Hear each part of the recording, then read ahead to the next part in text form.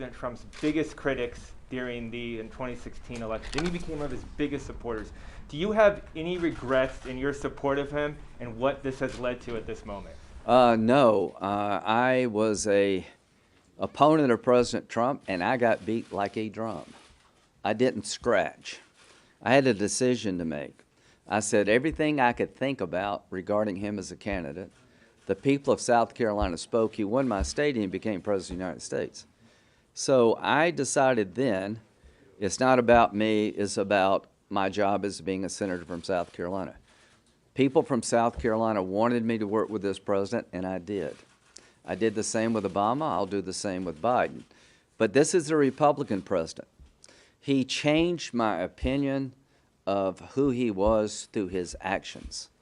His actions yesterday, though, and helped incite a mob riot. Just let me get there. The reason I've been close to the president is I think he's done tremendous things for this country. I think the judges he has nominated have been outstanding choices, and we saw yesterday an independent judiciary. I think people like Bill Barr were the best people in the country to be Attorney General at the time they were. I think what he did to destroy the caliphate was long overdue. It makes it safer. I think getting out of the Iran nuclear agreement has led the way to peace between the Arabs and the Israelis at a level I would have never imagined. I think he's brought order to the border. He listened to me. He asked my advice about judges. When I got upset about Syria, he listened, and he actually changed his policies. I could never get Obama to do that. Obama, I had a good relationship with him, but with Senator McCain, we begged him, do not leave Iraq. But he did.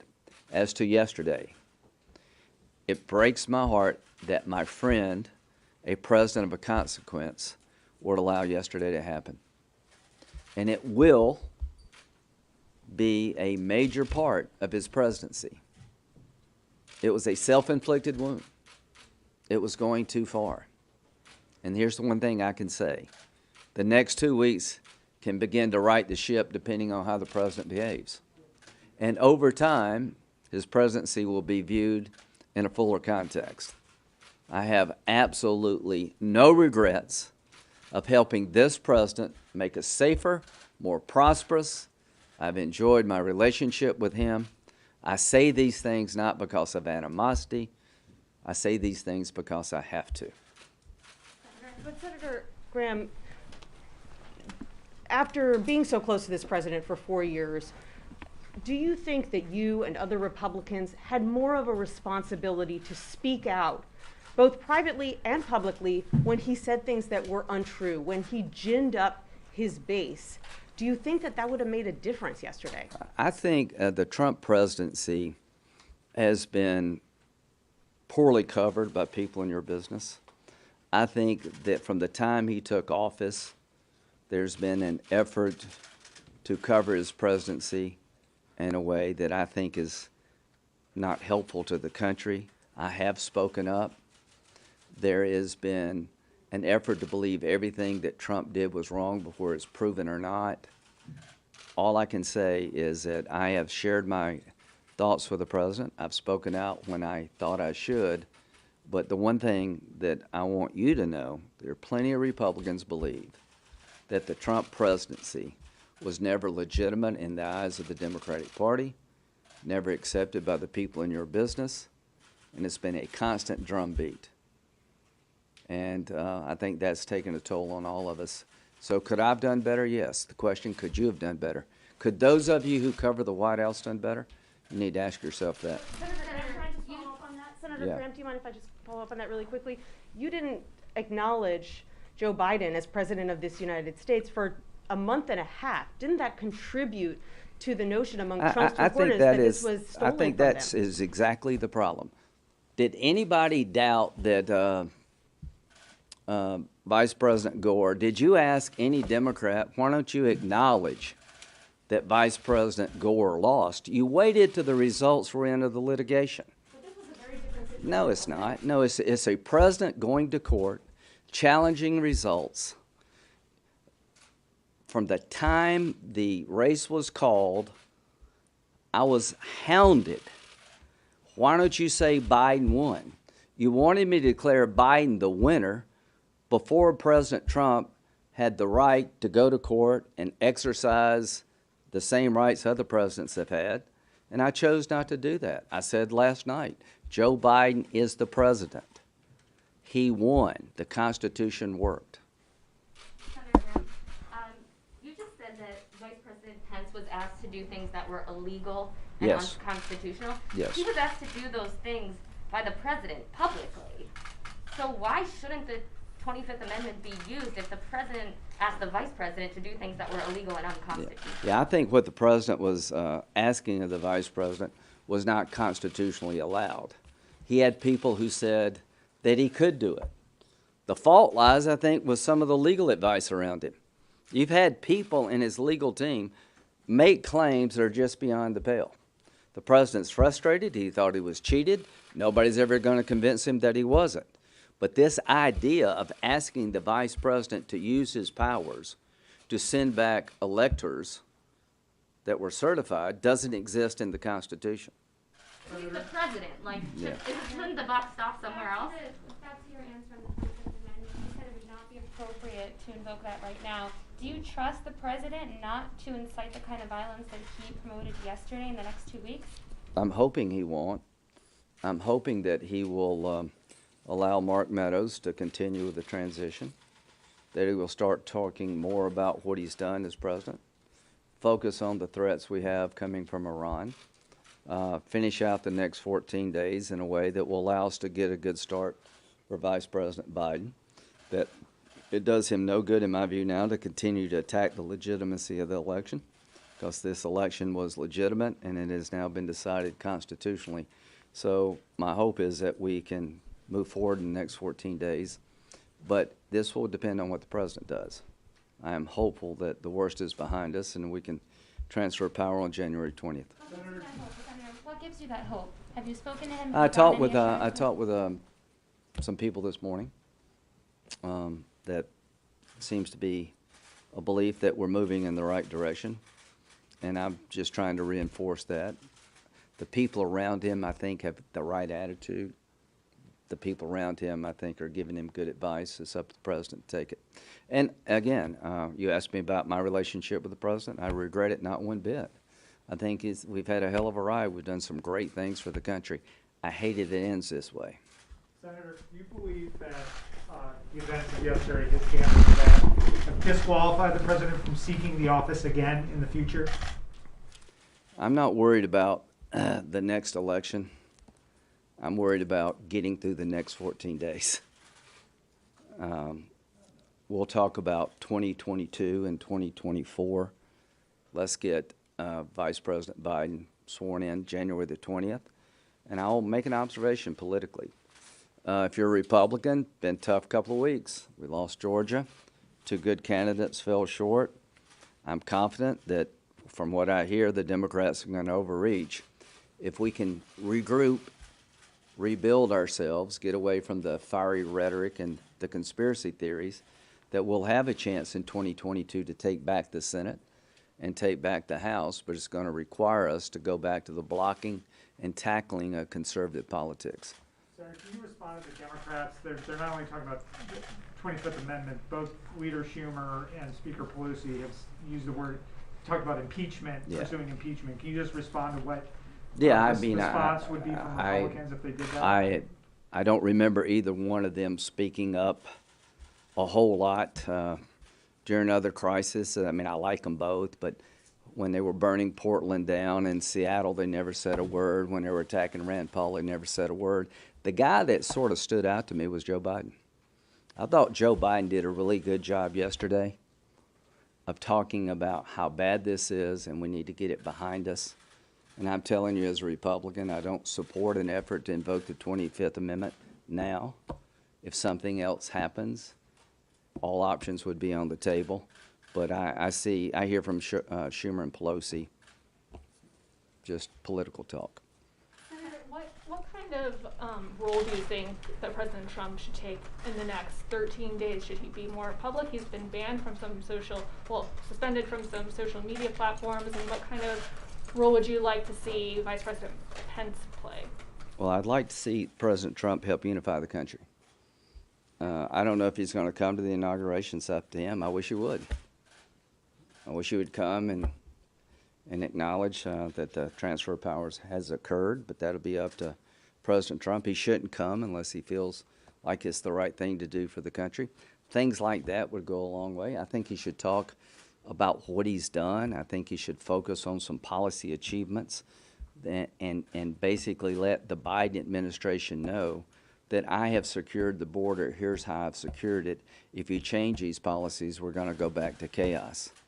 I think he should talk about how we've gotten all these peace agreements between the Arabs and the Israelis. That's by being tough on Iran. I think he should explain to the American people the successes of his policies, and that not only will be helpful to Vice President Biden, soon to be President Biden, but he will have a responsibility if he changes those policies. If I were the president, I would highlight what I've been able to do at the border and explain to the Biden administration this worked. How did we get these peace agreements between these Arab nations and Israel? How can you do more? Why do you think he can't do that? Do you believe, after spending so much time with him, that he is mentally unwell, as some of his aides have said? No, I think he's very frustrated. He thinks the election was stolen. I think he's got some very bad advisors around him that push ideas that are not sound. I think the president has got good people around him now. I think Mark Meadows and Pat Cipollone and others are giving him good counsel and good advice. I am here today to answer your questions, to say what I think.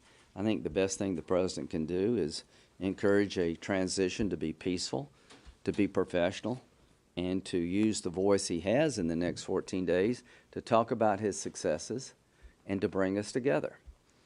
He has a voice, and I would like him to use that voice to bring us together and to focus on his accomplishments. And we're going to soon have a new president. I promise to work with Vice President Biden to the extent I can.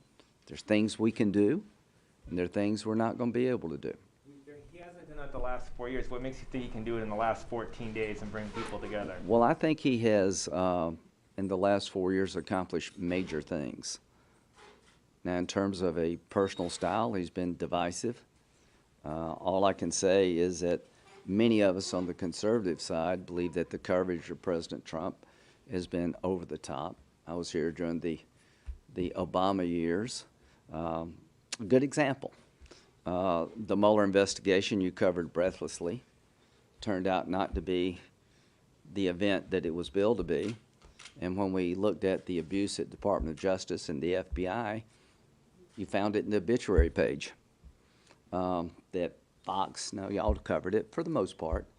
That's a double standard. I think that the problems that Hunter Biden have, if a Trump had done those things, it'd be front page news everywhere.